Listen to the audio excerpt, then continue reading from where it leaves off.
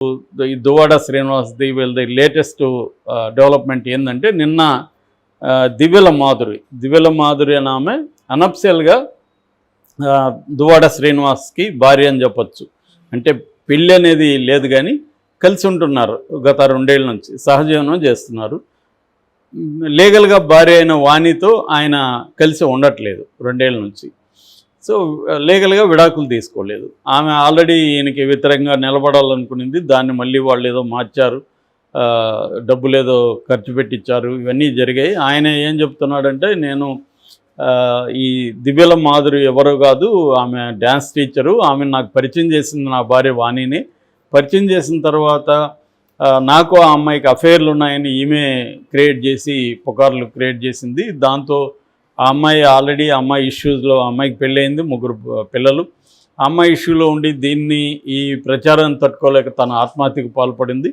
ఆ టైంలో నేను సేవ్ చేశాను. దాంతో ఆ అమ్మాయి నాతో ఉండడం మొదలుపెట్టింది. అలాగే మేమిద్దరం, నాకు కూడా నా భార్యతో పడలేదు, అందుకని మేమిద్దరం కలిసి ఉన్నాను. నేను నాకు ఆస్తి అంతా కూడా కూతుర్లకి ఇచ్చేసానని ఆయన చెప్తున్నాడు.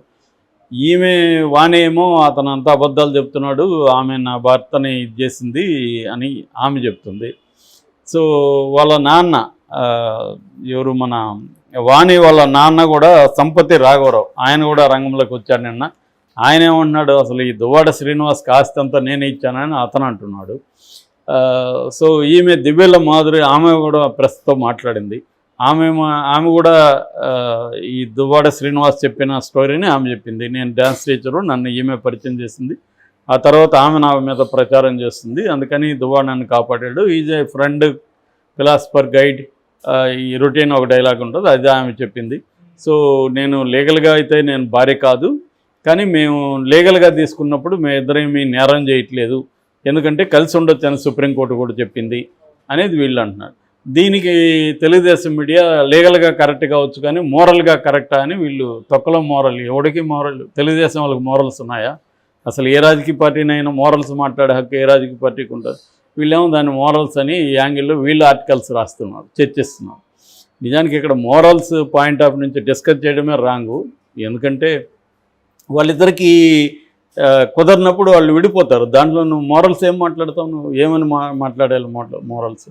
సో కాబట్టి ఈ మోరల్స్ మాట్లాడలేము. లీగల్ పొజిషన్ ఏందనేది, అది లీగల్ సిస్టమ్ ఉంది, దాంట్లో ఆమె వీళ్ళకి ఎవరికి లీగల్ సిస్టమ్ మీద కూడా నమ్మకం లేదు. ఇప్పుడు వానికి లీగల్ సిస్టమ్ మీద నమ్మకం ఉంటే ఆమె లీగల్గానే ట్రై చేయొచ్చుగా, ఎందుకు బహిరంగంకి వచ్చింది? ఇప్పుడు ఆమె ఎవరు, లావణ్యకి లీగల్ సిస్టమ్ మీద ఉంటే ఆమె కోర్టుకు వెళ్ళాలి కదా, ఛానల్కి ఎందుకు వచ్చింది? అంటే వీళ్ళకి ఎవరికి కూడా లీగల్ సిస్టమ్ మీద నమ్మకం లేకనే పబ్లిక్గా బదనాం చేసి, బ్లేమ్ చేసి, వాళ్ళని అరెస్ట్ చేసి చేద్దామని, అదే పనిష్మెంట్ అనేది వాళ్ళు ఫీల్ అవుతారు. లేదు, కొంత బ్లాక్మెయిల్ లాగా ఉంటుంది, వాళ్ళు ప్రెజర్ అవుతారు, దాంతో మనం కోరుకున్న డబ్బులు ఇవన్నీ కూడా జరగచ్చు అని కూడా అనుకోవచ్చు.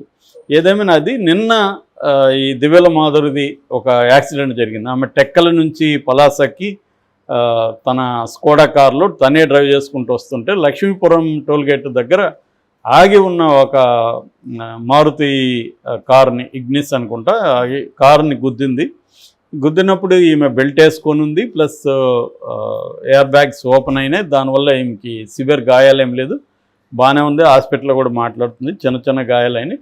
సో హాస్పిటల్లో ఆమె ఏం మాట్లాడుతుందంటే, ఫస్ట్ టైం ఇది యాక్సిడెంట్ అనుకున్నారు, లేదా వాణి బంధువులు ఏమన్నా ఈ అమ్మాయిని యాక్సిడెంట్ చేశారని కూడా పుకార్లు వచ్చాయి, హత్యాయత్నం కూడా పుకార్లు వచ్చాయి.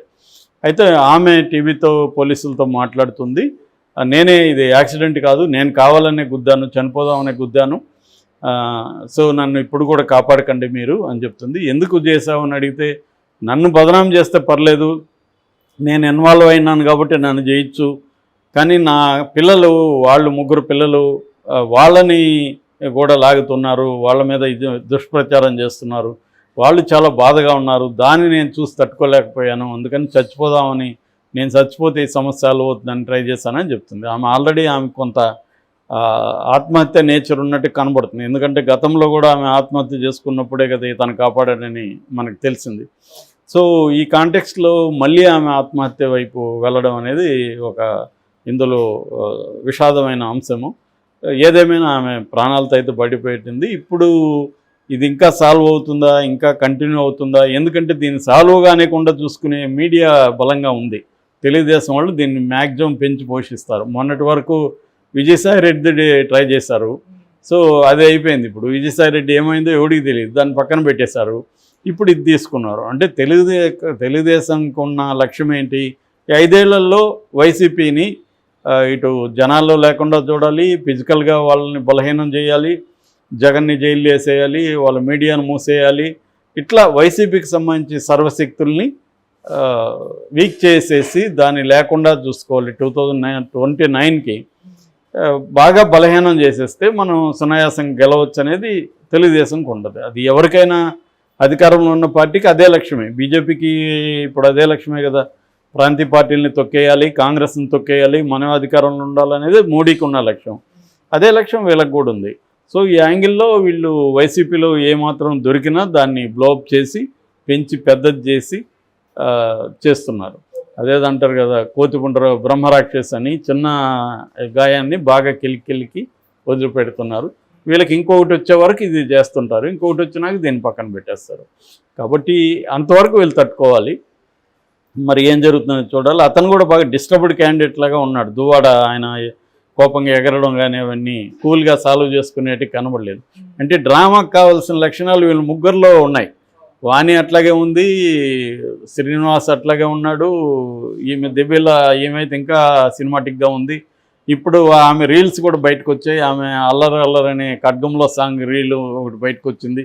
ఆమె దాన్ని పెట్టి డ్యాన్స్ చేస్తుంది.